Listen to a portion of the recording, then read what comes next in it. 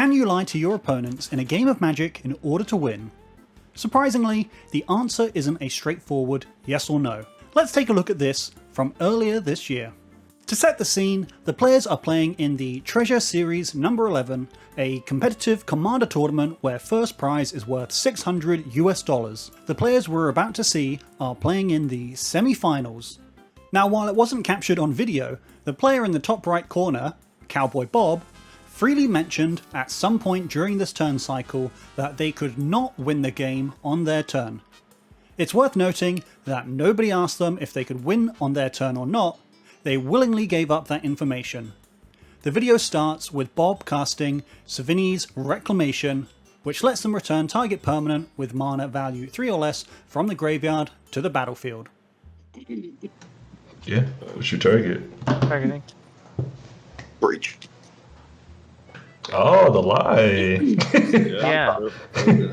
I don't know what to say. I'm sorry. I honestly didn't see the line until I started playing through it. Sure, man. Yeah. Well, you still could have kept your word. It's like you said. I apologize. I really didn't see the line. We're in top cut. I mean, it doesn't make it okay to lie. Actually, lying isn't against the rules in this case. Okay, before everybody gets their pitchforks, let's make a few things perfectly clear. There are 4 types of information in Magic: status, free, derived, and private. Status information is information that must be announced upon change and physically tracked by affected players. Status information includes life totals, counters a player has attached to them, continuous effects with no defined expiration within the game that apply to that player, such as Monarch or the City's Blessing, unspent mana in that player's mana pool, location in the dungeon, and how many times the ring has tempted a player. Free information is information that is available to both players and cannot be misconstrued in any way or lied about by either player. Free information includes details of the current game actions and past game actions that still affect the game state, the name of any visible object, the number and types of counters that isn't defined as status information, the state and current zone of any object or player, the game score of the current match, and the current step and or phase and which players are active. Next, we're going to cover derived information and private information, and this is where we get into the crux of this video. And please keep in mind, all this information is taken from the Magic Tournament Rules section from the magicjudges.org site. This isn't my opinion, these are the literal rules of the game as of April 2024. Derived information is defined as information to which all players are entitled access, but opponents are not obliged to assist in determining and may require some skill or calculation to determine.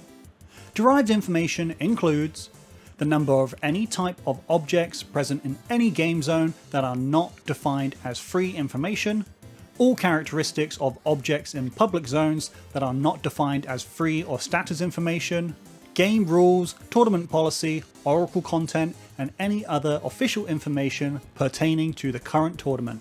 The Magic Judges article points out that a player is not obliged to assist their opponent with the game rules, tournament policy, oracle text, or any other official information pertaining to the current tournament.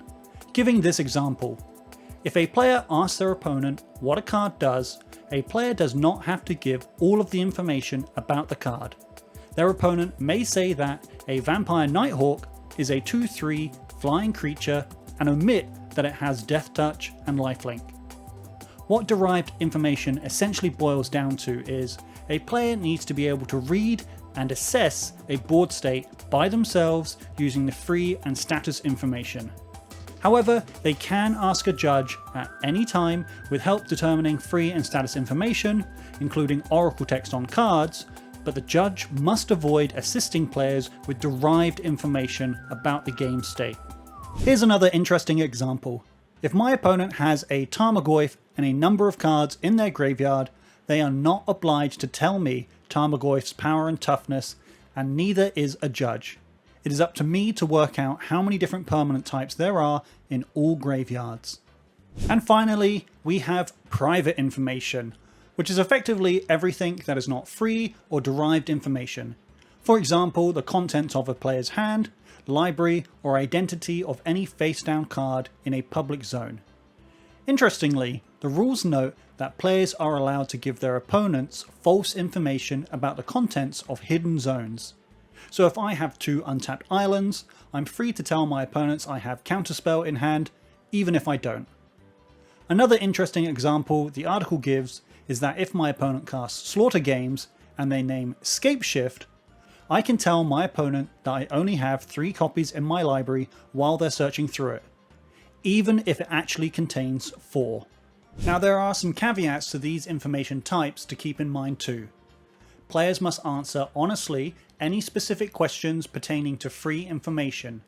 Players may not misrepresent derived, free, or status information incorrectly. This would include hiding the forest version of Dryad Arbor amongst your lands, not making it clear which cards are in exile or in your graveyard, or how many cards you have in hand. And at regular rules enforcement level, all derived information is instead considered free information. To clarify that last point, there are 3 different levels of tournaments, and each of them slightly change the way that the rules are governed at the event. At events like FNM and pre-release, the rules enforcement level is set to regular. This is because these sorts of events are more focused on the fun, social, and learning aspects of the game. Education and sportsmanship are the priority here. The key thing here is that at regular enforcement level, derived information is instead considered free information. So in the Tarmogoyf or Nighthawk example, my opponent would have to truthfully tell me what Tarmogoyf's power and toughness is and make sure nothing is omitted from Nighthawk's description if I ask. At events with significant cash prizes or invitations to professional tournaments, the rules enforcement is set to competitive.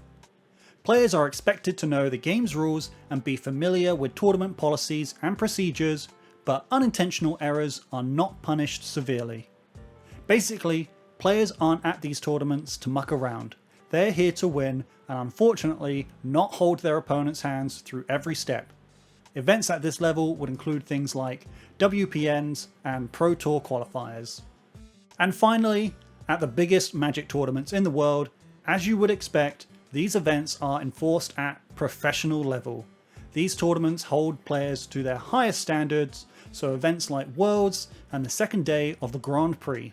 So with all that knowledge in mind, if we look back at the Treasure Series event, they're playing for a cash prize, they're playing in a format called CEDH, also known as Competitive EDH, so it's safe to assume they're playing at competitive rules level enforcement.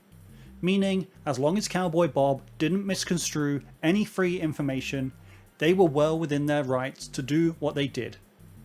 The Magic Tournament's rules also state that, while players are willing to do whatever they can to win, judges need to make sure players behave within the rules. Bluffing is okay, for example, but we cannot condone any behaviour that crosses the line into cheating or other unsportsmanlike conduct.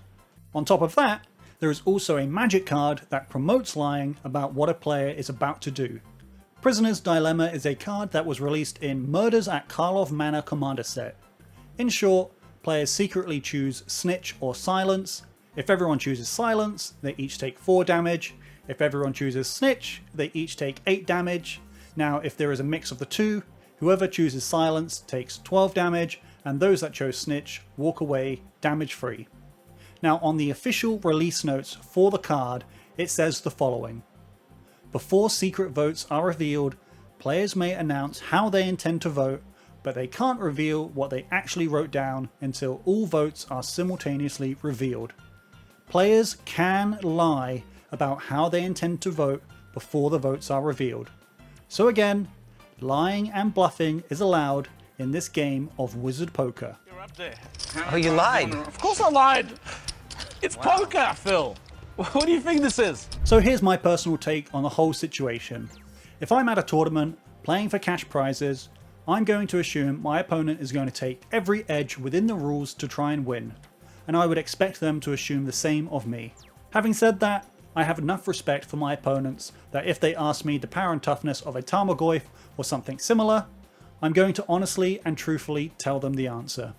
Now of course, if I'm playing casual Commander with my friends, outside of bluffing that I have a counterspell or a board wipe because I always end up being the arch enemy, there's absolutely no reason at all to be lying about derived information. You're playing with your friends, surely you want to help them become better players. Why on earth would I want to salt their experience by catching them out on a technicality because I've been playing the game 15 years longer than them? So, what do you think of this whole situation? Was Cowboy Bob completely within his rights to do what they did? As always, if you learned something, be sure to like the video and subscribe, because if you don't, I'll tell you I'm picking silence and then reveal snitch. Thanks for watching, and I'll see you in the next one.